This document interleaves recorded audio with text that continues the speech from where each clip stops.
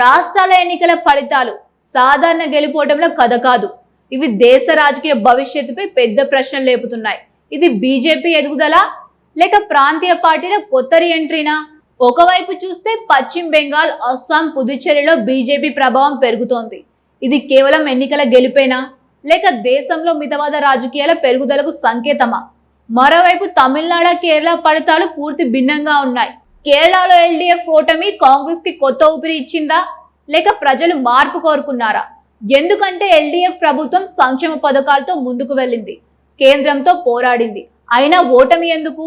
ఇది యాంటీ ఇన్కంబెన్సీనా లేక రాజకీయ సమీకరణాల మార్పా? ఇక తమిళనాడులో అయితే మరింత ఆసక్తికర పరిస్థితి. సినీ నటుడు విజయ్ పార్టీ టీవీకే భారీ ఎంట్రీ ఇచ్చింది. 100కు పైగా సీట్లు అంటే చిన్న విషయం కాదు. డిఎంకే ఓటమి, స్టాలిన్ స్వయంగా ఓడిపోవడం, ఇది ప్రజల్లో పెరిగిన అసంతృప్తిగా సంకేతమా? ఒక కొత్త నాయకుడిని ప్రజలు స్వీకరించారా లేక పాత పార్టీలపై విసుగు వచ్చిందా? మరోవైపు బీజేపీ ఎంత ప్రయత్నించినా తమిళనాడులో స్థిరపడలేకపోవడం కూడా గమనించాల్సిందే. అంటే ప్రాంతీయ పార్టీల ప్రభావం ఇంకా బలంగానే ఉందా?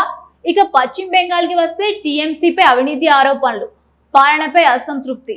ఈ పరిస్థితుల్లో బీజేపీ ఎదగడం సాధ్యమేనా? మత రాజకీయాలు నిజంగా ప్రభావం చూపాయా లేక ప్రజలు ప్రత్యామ్నాయం కోసం చూసారా? అస్సాంలో కూడా బీజేపీ తన పట్టు నిలబెట్టుకుంది. ఇది అభివృద్ధి రాజకీయాల ఫలితమా లేక మత జాతీయత అంశాల ప్రభావమా? ఇక వామపక్షాల విషయానికి వస్తే సీట్లు తక్కువైనా ఓటింగ్ మాత్రం నిలబెట్టుకోవడం గమనార్హం. ఇది ఇంకా వారి ఐడియాలజీకి సపోర్ట్ ఉందనే సంకేతమా? మొత్తానికి ఎన్నికల ఫలితాలు ఒక క్లియర్ మెసేజ్ ఇస్తున్నాయి. దేశంలో రాజకీయ సమీకరణాలు వేగంగా మారుతున్నాయి. బీజేపీ ప్రభావం పెరుగుతోందా? ప్రాంతీయ పార్టీలకు కొత్త ఛాలెంజ్ వచ్చిందా లేక ప్రజలు ప్రతిసారి కొత్త ఆప్షన్ కోసం ఎదురు చూస్తున్నారా? ఇది 2029 ఎన్నికలకు ట్రైలరా లేక తాత్కాలిక వేవ్ మాత్రమేనా?